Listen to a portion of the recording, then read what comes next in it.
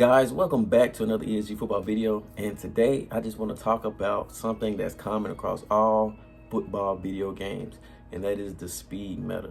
You see it in Madden for years, even back when Madden 11 and Madden 10, where even if a guy was a 64 overall, if he was fast, you can make it work. Even in a game as simple as NFL Street 2, if you're fast, we can make you work regardless of your overall. And that's just something that's just consistent across football games. And honestly, it's kind of realistic.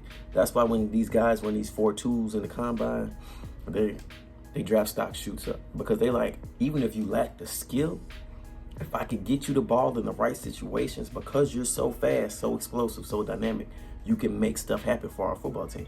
So it's kind of realistic, but at the same time, it's redundant. Especially in a game like ESG football, where everybody has to make their own build. You don't want to see the same builds over and over, because speed kills. So you're going to see everybody making their guys as short as possible, as their weight as small as possible, so they can max out their speed and make plays in ESG football. Now, obviously, ESG football doesn't want this. They want every build to be viable, and they want to see a bunch of different builds when guys go out and play. So how do you fix this speed meta and still make it to where as fast guys have their role, they're still dynamic, they still make plays, but they're not the only thing you see out there?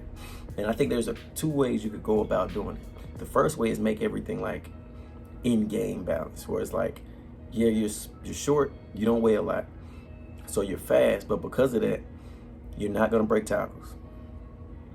You're gonna fumble a lot if you get hit stick. You're not gonna win 50-50 balls, and they do stuff like this, and you're going to get your tackle broken a lot, often on defense, right?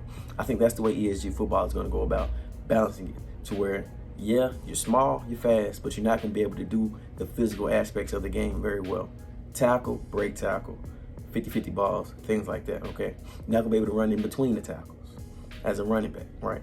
And those things should work. You can make it to where if those things are bad enough, there's a real give and take with maxing out your speed in ESG football. And that's the route that ESG football is going. And I think they're doing a good job with that. I feel like another way they could go about doing it, and obviously they don't have to do this, it's just me thinking and yapping. Like, I feel like I would probably go the direction of the skill sets. I feel like if you want to make your dude fast, you can't be skilled, all right? Which sounds crazy, but just hear me out. So if you make a quarterback, as soon as you put a quarterback skill set on your guy, instead of getting 8 skill sets, you get 7. To me, I feel like if you want to triple down on that speedster, right, in the 90 overalls, you should only get 7 skill sets as well, okay? Because I feel like if you want to be fast and you want that to be your guys, what your guy dominates as, I feel like that you don't need to run routes as good as the other receivers. The guy that only has 2 speedsters and he's 6'1", 205 pounds, you don't need to run routes as good as him. Like, you know what I'm saying? That corner, that's 6'2", you don't need to be able to cut in man coverage as good as him. Like, you know what I'm saying? You obviously don't need to tackle as good as the linebackers or the safeties. You don't need to be able to break tackles or even have as much wiggle.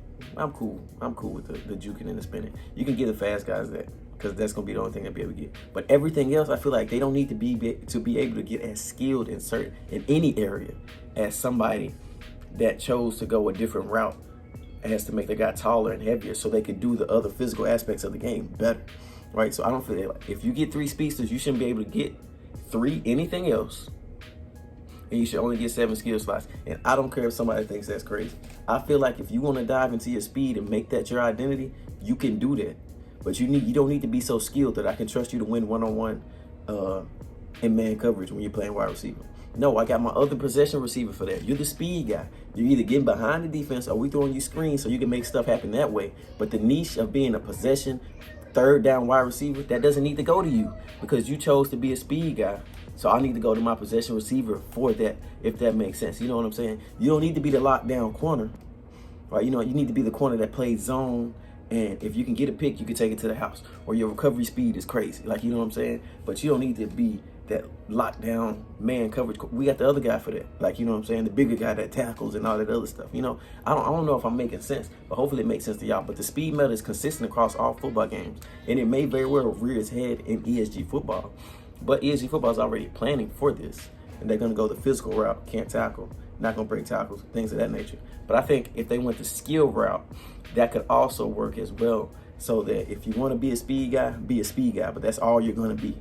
Don't expect to be nothing else but a speed guy. But in the comments, guys, tell me what you think about that. That's just a little thought that I had. Obviously, who am I? I ain't nobody. But tell me what you guys think. That's all for this video, guys. Like and subscribe, and feel free to choose any one of these 2 videos so you can catch up on all the ESG football news, and I will see y'all next time.